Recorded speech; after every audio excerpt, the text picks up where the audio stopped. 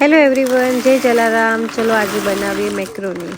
મારા હસબન્ડની ફેવરેટ છે અને અમારી એનિવર્સરી બી છે કાલે. So let's make is favourite dinner. So આમાં મેં સોલ્ટ અને ઓઇલ નાખી દીધું છે અને ગરમ પાણીમાં, અને પછી એમાં હું એડ કરીશ થોડા મિક્સઅપથી એના ફ્લેવર્સ સારો આવે છે. તો મિક્સઅપ બોઇલિંગમાં જ નાખી દઉં છું. અહીંયા મેં લીધી છે spinach, onion, paper and garlic. એને હું ચોપરમાં ચોપ કરી દઈશ.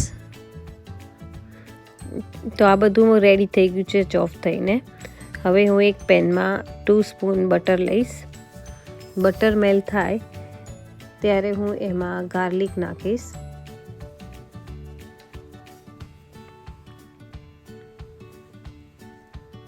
એને 2 મિનિટ જેટલું સાતળવાનું હોય છે. મારી પાસે ચીલી રેડી છે પેસ્ટ બનાવેલી, તો હું એમાં 2 સ્પૂન ચીલી નાખીશ. તમે તમારા પ્રમાણે સ્પાઇસી નાખી શકો છો. આમાં મેં સ્વીટ કોર્ન લીધી છે.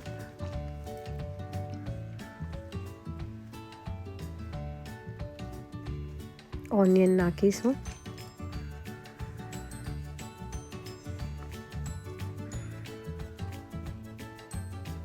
બધું પ્રોપર મિક્સ કરીને મારી પાસે સ્પિનચ છે, તો સ્પિનચ એડ કરીશ એમાં.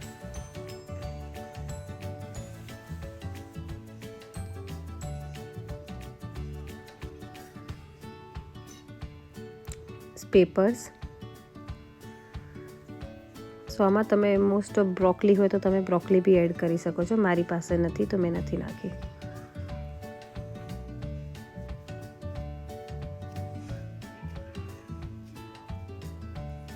મેં 1 સ્પૂન સોલ્ટ લીધું છે. આ હોમમેડ મેં વ્હાઈટ સોસ બનાવ્યો છે, ચીઝીવાળો. જો તમને રેસીપી જોઈતી હોય તો મને કમેન્ટમાં કહેજો. બધું મિક્સ કરી દીધું છે. એને 2 to 3 મિનિટ સુધી ચડવા દઈશું, અને પછી મેં બોઇલ મેક્રોની એડ કરી છે.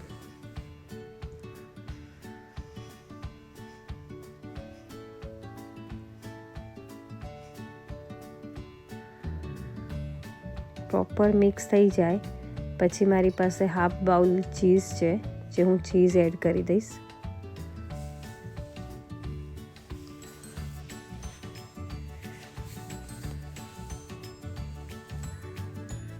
હું એકચ્યુઅલી મને બેક કરેલી ભાવે છે, તો હું આને ઓવનમાં મૂકીશ. અને મેં બેકિંગ પ્લેટમાં મેક્રોની લઈ લીધી છે. એની ઉપર મેં ચીઝ સ્પ્રેડ કર્યું છે. ચીઝ સ્પ્રેડ થઈ જાય પછી હું આને 10 મિનિટ્સ માટે બેક કરવા મૂકી દઈશ. બેક કરેલી મેક્રોની બહુ નાઇસ લાગે છે. And hope you like my videos. Thank you. Keep watching.